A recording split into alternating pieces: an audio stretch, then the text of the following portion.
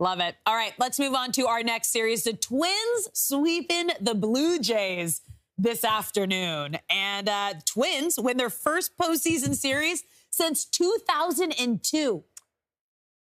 How's that even possible? The Twins That's win insane. their first postseason series since their manager, Rocco Baldelli, he wasn't even in the big leagues at the time.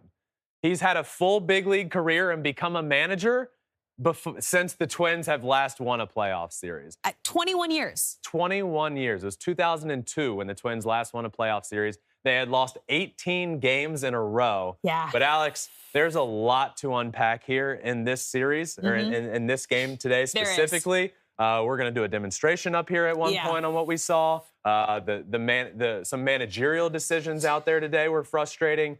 Twins end up winning, sweeping the series, but there was a lot that happened in the game today. Yeah, so before we dive into the Twins, let's talk about the Blue Jays' decision to pull Jose Barrios, because he only went 3 innings, and it didn't seem that bad. He was 3 hits, 1 earned run, 5 strikeouts. That bad. He was pitching great. Yeah, so what happened? Why? God, it's frustrating. Okay, I might end up going off here. Bear with me. Okay. I was frustrated. Yeah. I mean, to be honest with you, it was bullshit that he got taken out of the game when he did. It's the playoffs. You have John Schneider coming out of the dugout and taking him out of the game. Why? Because it's the playoffs?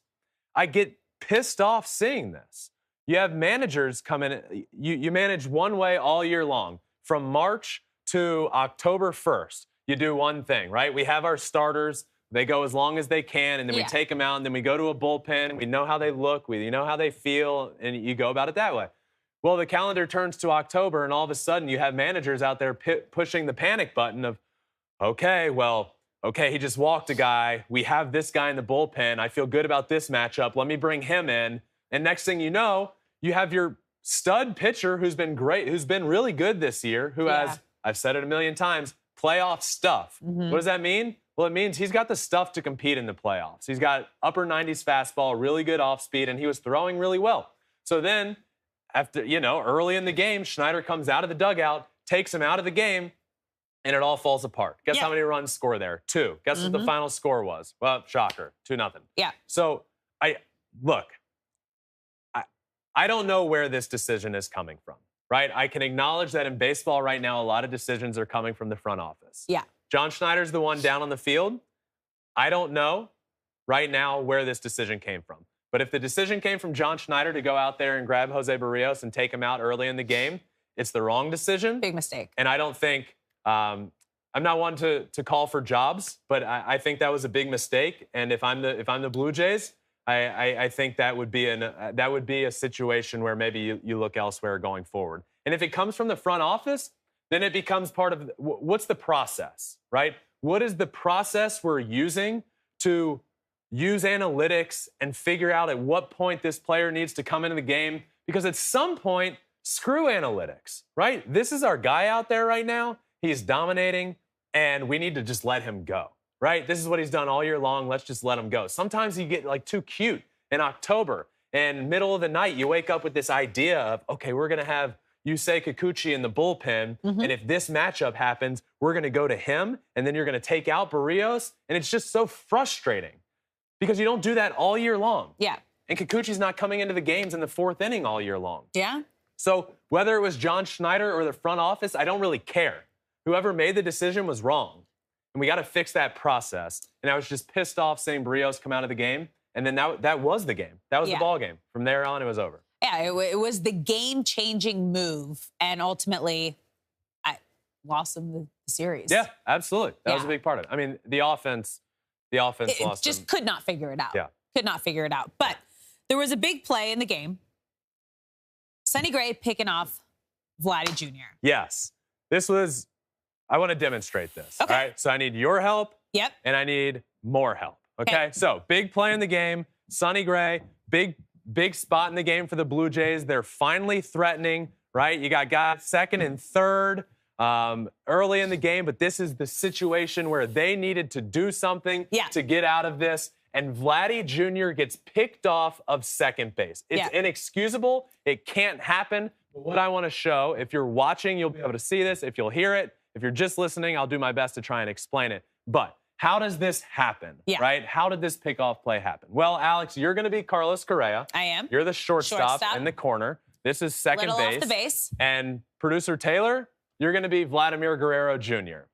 Okay? So you're getting your lead, right? Big lead. Carlos Correa at shortstop sees, hey, this is probably too big of a lead. We have a chance to pick him off. But the crowd's loud. It's going crazy. How do we do this? I'm Sonny Gray on the mound.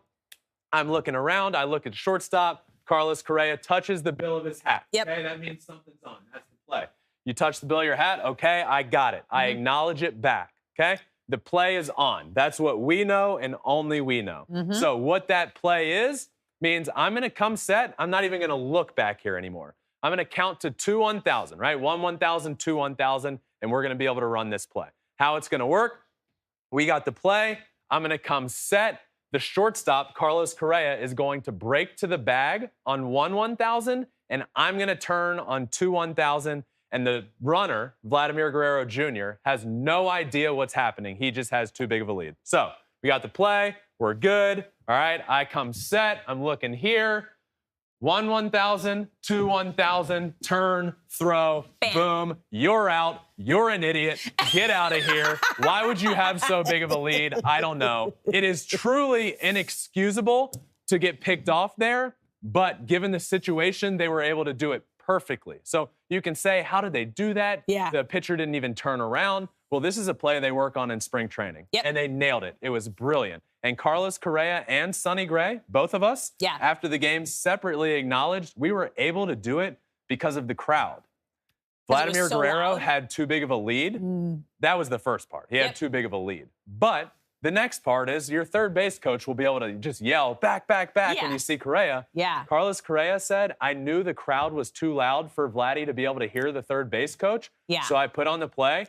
The crowd was super loud. They couldn't hear him coming. He couldn't hear the third base coach. Next thing you know, Vladdy's out. It's completely inexcusable on his part, but perfectly executed on the part of the Minnesota Twins, Sonny Gray and Carlos Correa. Yeah, let's talk about Carlos Correa because you've been preaching that he becomes a different player once October hits. In the postseason, Carlos Correa comes alive. We saw it in Game 1 with arguably one of the best postseason saves at home plate, heads-up plays yesterday, and then today with this pickoff also getting a solid RBI. The pickoff one, also a huge at-bat in the game, driving in run. Carlos Correa, you know this. I've been saying it all year long. A good year for him? No, not a Carlos Correa year. But when the calendar turns to October, the man turns into a legend. He just does. He did it for the Astros for years. He's doing it in Minnesota now, 2 games in a row. He's putting his stamp on the game. The Twins might not win this series if it's not for Carlos Correa. That play, the first game, for sure. The play tonight, who knows what happened? By the way, we completely didn't even mention the Blue Jays' best hitter was at the plate when that pickoff happened. Bo Bichette was up. Carlos Correa puts on that play. He drives in a run during the game. He is one of the most clutch players that I have ever seen in October with my own 2 eyes. And that's including a guy that I saw many times up close in October, and David Ortiz. Those guys are 2 of the most clutch players in October that I have ever seen. And even though it was a down year, the Twins are in the playoffs now, and Carlos Correa, the playoff player, he's out. That's crazy. Their first playoff series win in 21 years. Madness. Their playoff series drought was old enough to drink alcohol. Oh, yeah. That's not good. It was insane. Now, what was your biggest takeaway from this series? For me, the biggest takeaway is that Target Field was absolutely rocking. Dude, helped with the play. Yeah. They were on the field. They participated in this game. I was extremely, I don't want to say surprised. I just haven't been, we haven't seen the Twins winning in October in a long time. 21 years. Now, I saw that atmosphere, and I was just extremely impressed. It was so loud. The crowd was awesome. It is not a place that you're going to want to go play in October. Now, they're about to play the Astros, and we're going to break down all of the series coming up in our next episode. But I don't know if you saw it. Twins fans, I gave them a lot of credit. They were rocking. The place was loud. But as the game ended, they were very loudly cheering on the concourse, "We want Houston." That doesn't typically work out well. Isn't that the Yankees did last year? The Yankees did it last year, and then chanting, they we got want swept. Houston. The Astros swept the Yankees. Yep. The Twins chanting, we want Houston. I just Be don't careful what you wish for. I don't think you want Houston. No, and if anyone would know that, it's Carlos Correa. Yeah, that's a good point. So they got a little bit of inside there. So we'll see. We're going to get Houston. We're going to get the Twins. But like I said, in our next episode, we'll break down all the coming series. Yeah. But yeah, big takeaway. Target Field, good for you guys. That place is loud. Thanks for watching. If you love Flippin Bats, swinging 3-0, or just talking ball, join us. Call us at 213-537-9339 with your questions. We have a weekly guest, and we have a lot of fun, so hit that subscribe button.